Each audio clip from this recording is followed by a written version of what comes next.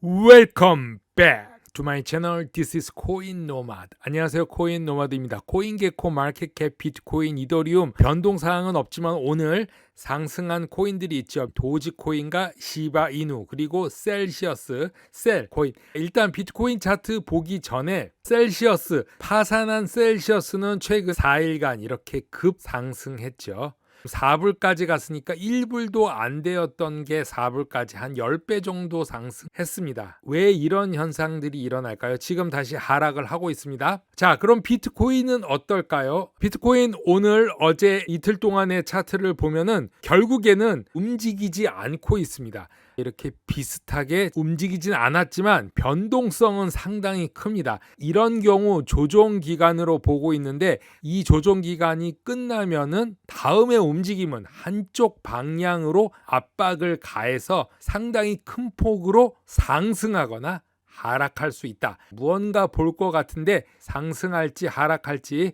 암호화폐 분석 회사 센티멘트는 밈코인 시바이누 구매를 추적하고 있는데요. 며칠 만에 50% 상승했습니다. 코인게코만 봐도 시바이누 일주일 동안 41.5%, 오늘 3.7%, 도지코인도 오늘만 13%, 일주일 동안 17.8%. 그래서 도지코인과 시바이누는 트윈스로 같이 오늘 상승하고 있다. 시바이누 고래는 8월 14일 갑자기 잠에서 깨어나서 4개월 동안 10만 불 이상 거래를 대량으로 실행했다고 말하고 있습니다. 시바이누는 이번 주말에 움직였고 지난 24시간 동안 34% 상승했다고 센티멘트는 전하고 있습니다. 시바 고래의 움직임이 매우 활동적이어서 10만 달러 이상 가치가 있는 거래가 433건으로 4개월 만에 가장 많아서 8월 10일 0.000012 최저점에서부터 50% 급등해서 0.000018 최고점으로 상승했습니다. 최근 랠리는 시바가 시총 기준으로 12번째 큰 디지털 자산으로 시장을 끌어올리는 데 도움을 줄 것으로 보고 있고, 현재 레이어 1 스마트 계약 플랫폼 아발란체와 레이어 2 스케일링 솔루션 폴리곤 매틱 모두를 능가하고 있습니다.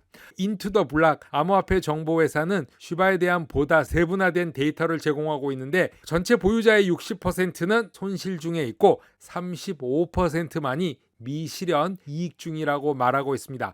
대형 시바이누 보유자들의 집중도를 보면은 알트코인 공급량이 0.1% 이상을 소유한 고래 투자자들이 시바이누의 81%를 보유하고 있습니다. 이 말은 대부분 고래들이 81%를 보유하고 나머지 19%만이 개인들이 가지고 있다. 즉 고래가 상승시키면 따라서 상승할 수 있다. 이렇게 볼 수도 있겠습니다. 인투 더 블락은 시바이누 보유자의 68%가 1개월에서 12개월 동안 보유했고 28%는 1년 이상, 4%는 1개월 미만으로 보유하고 있다고 말했습니다. 시바이누는 거의 다 오래 가지고 있는다. 그렇게 보고 있는 거죠. 베테랑 헤지펀드 매니저 캐시 우드의 아크 인베스트먼트가 지난달 미국 기반 거래소 코인베이스의 주식을 매각한 이유를 밝혔습니다. 아크 인베스트먼트의 혁신 중심 펀드인 ARKW의 보유량을 추적하는 웹사이트의 업데이트에서 7월 26일 17만 4,611주의 코인베이스 주식을 매각했다고 밝혔는데, 최근 블룸버그와의 인터뷰에서 캐시 우드는 그 금액은 매우 적은 양이라고 언급했습니다. 캐시 우드는 아크가 코인베이스의 최근 내부자 거래 문제와 미국 증권거래위원회의 문제 때문에 판매했다고 했는데, 코인베이스 주식을 판매한 주된 이유는 SEC가 법원에서 코인베이스 거래소에 상장된 디지털 자산 중에 9개가 유가증권이라고 주장했기 때문에 아크 인베스트는 코인베이스 주식을 매각했다고 말했습니다.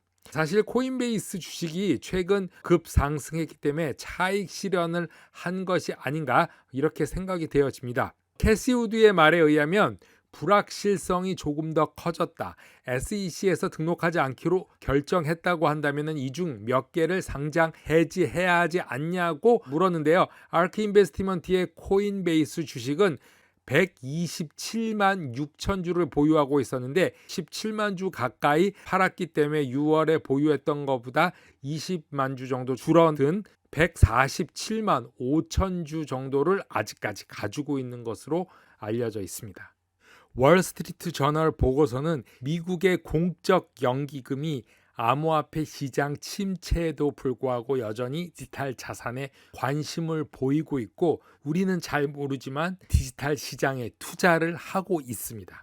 자, 보고서에 따르면 반에이카 같은 투자 회사는 지난 몇 년 동안 미국 전역의 공적 연기금으로부터 암호화폐 투자에 대한 문의를 받고 조언을 하고 있습니다. 사진에 보이는 분은 잔벤 에크로 벤 에크의 CEO입니다. 텍사스 공공직원 퇴직 시스템 협회의 알트 알파로 전무이사는 암호화폐 자산의 현재 상태를 초창기 소비자 인터넷 기술에 비유하면서 암호화폐가 무시돼서는 안 되는 자산 종류라고 말하고 있습니다. 우리 교육 프로그램에 이 포럼에 크립토를 포함시키는 이유는 90년대 중반에 인터넷 교육 섹션에 포함되거나 2007년도 아이폰을 소개하거나 1900년도 초에 전기에 대해서 설명하는 것을 포함하는 것과 같은 것처럼 간주될 수 있다고 말합니다.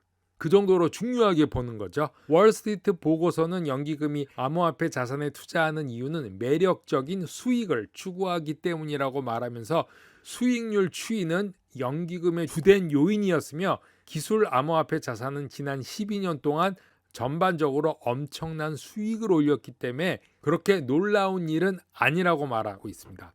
미국 자산 투자 중에서 미국 공적 연기금에서 투자한 암호화폐 자산 중에는 HFRRF라는 것이 있는데 이게 2,500만 달러 상당의 비트코인과 이더리움을 매입해서 투자한 것으로 알려져 있습니다. 포인트 포워드 팟캐스트 인터뷰에서 샘 뱅크만과 NBA 스타 안드레 이퀴달라와 암호화폐 블록체인 기술이 향후 어떻게 영향력이 있는지 그 사용 사례에 대해서 얘기했습니다. 샘이 암호화폐의 핵심은 자산을 토큰화하는 방법으로 분명히 처음에는 비트코인에서 일어난 일인데 이제는 누구나 액세스할 수 있고 누구나 쉽게 서로에게 전송할 수 있는 기본적으로 디지털 자산이라고 말하고 있습니다. 금처럼 생각할 수 있겠지만 훨씬 더 깨끗하고 쉽게 액세스할 수 있고 거래 내역이 감시되는 금과는 틀리게 암호화폐는 보내고 받는데 제약이 없다고 말하고 있습니다. 이것이 블록체인이고 기본 네트워크로 모든 사람이 계정을 개설하고 자산을 보낼 수 있는 완전한 네트워크 방법이라고 말하고 있습니다. 다른 사람이 버튼 클릭으로 즉시 저렴하고 완벽하게 온라인 상태로 토큰을 보낼 수 있고 이것은 전체 원장에 기록되고 일종의 완벽한 지불 네트워크라고 얘기하고 있는데요. 블록체인이 국제 송금을 수행하는 데서 대단히 깨끗하고 쉬운 방법이라고 주장하고 있습니다. 국제 송금에 대해서 언급을 했습니다. 블록체인 기술이 통화, 부동산, 주식 및 개인 물품과 같은 자산에서 디지털화, 투명성, 손쉬운 양동성 및 명확한 소유권을 제공한다고 얘기하고 있습니다. 코인 노마드 오늘은 여기까지 하겠습니다. 감사합니다.